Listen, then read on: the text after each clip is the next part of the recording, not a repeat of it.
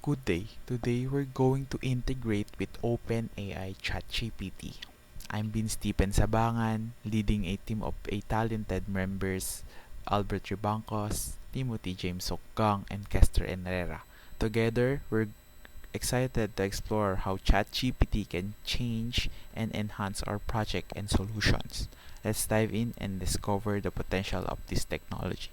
So first, for the configuration of this um, code, we need to check Java version.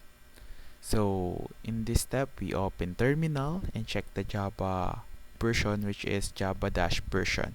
So take note that we need to ensure the version is 1.5 or higher. If not, install and update Java from the official website. So the step 2 is install. For the configuration, we need to install npm.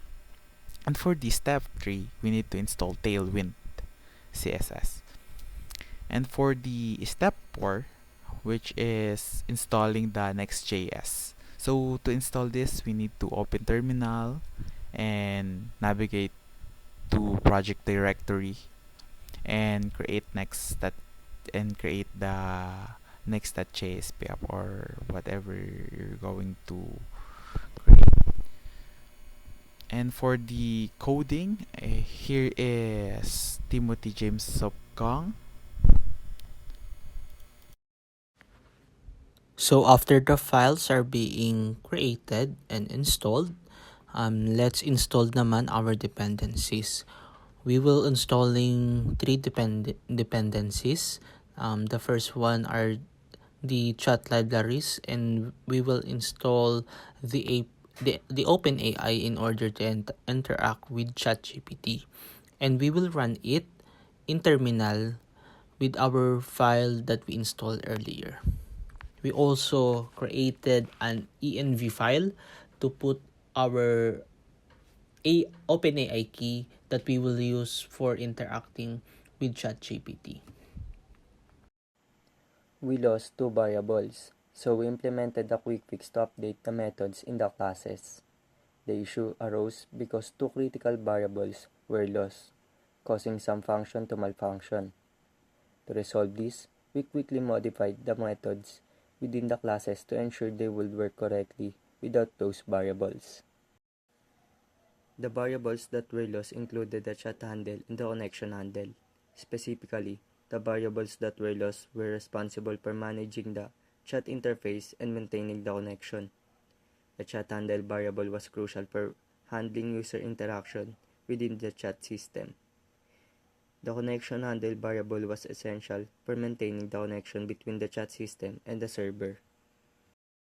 In terms of security measures, the system has been updated so it no longer runs publicly, but we have a code that allows it to run without errors. The dangerously allow. We have improved the So, hi, this is Albert, and let's do a quick run through of our code. First up, we have imports, which is the app from using this effect, use ref and use state.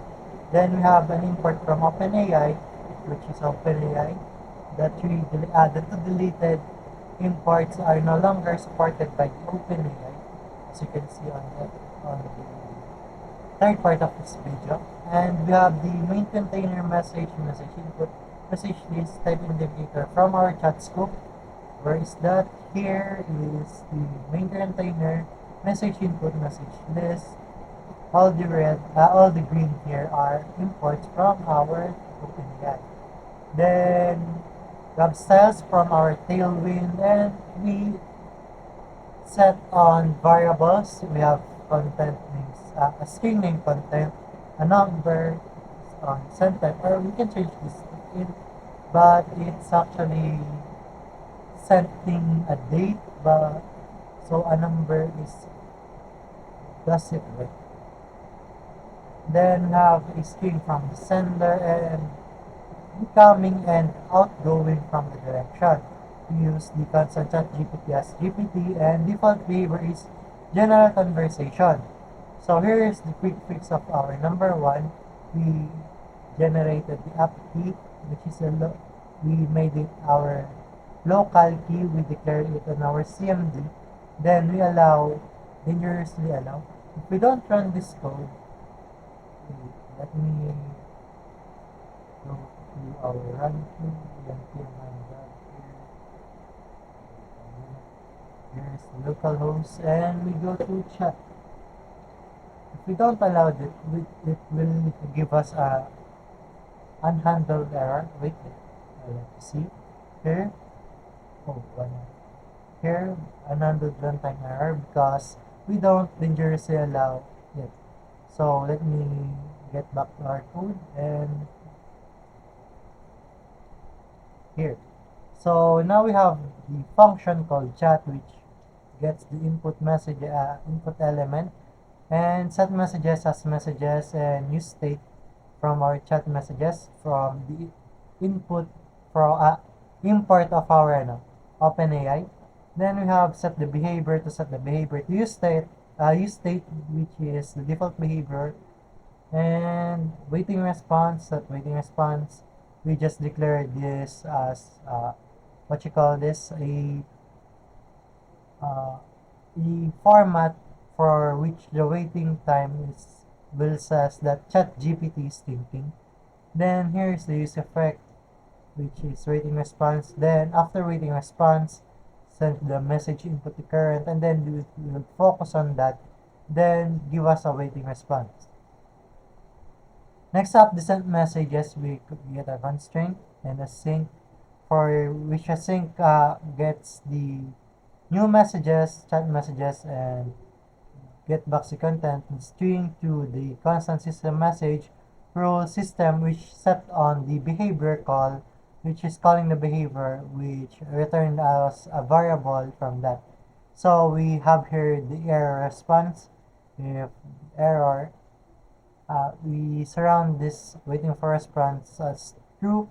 If it returns the value of false, it will try catch an error, and finally set waiting response to false, and then which makes the cycle go back again.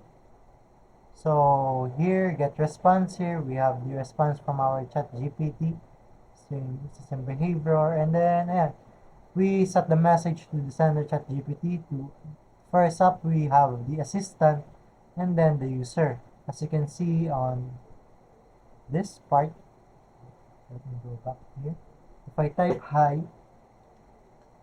this one we will see on the right side the sender, and this one is the assistant. Then let's go back to the code. Then we created the prompt, and the max token from this prompt is 150, and we can adjust it depending on the API value or the amount of money we have on our API on our ChatGPT account. Then we also create a try and get, and if the response with OpenAI create, then it params. Then if response choice and response choice is 0, then it will trim down. It will not get us in messages from our token, which is the set token from our ChatGPT. Then we will throw the error, then error response, and just throw the error for quick fixing. Then we have the update behavior, which set us on what do we want to update the behavior of our ChatGPT. It's the same process, and here we have the what you call this, the prompt or the containers for our list, and we have here the indicator for waiting response. We set this ChatGPT's thinking. If the response time is higher, we can see that. And then message index, and just we just set the model and the message as message content. Sometimes this is prompt in here. Then the direction first is mainly outgoing. Yes, it's outgoing first for the user and incoming first for the assistant. Then here we have the message input, and here placeholder. This is just a placeholder, and we styles it on our chat module.css. Then let's go back to running our code. Let's try in another height, which give us a prompt hello. Can you tell me the fact? And another. And and here you go. That's the prompt of our GPT. Oh, it doesn't show. Here. We just said hi, we prompt hi twice, and I said, can you give me a random fact? And it tells that. And another is that. And so that's all for our code running. See you on the next video.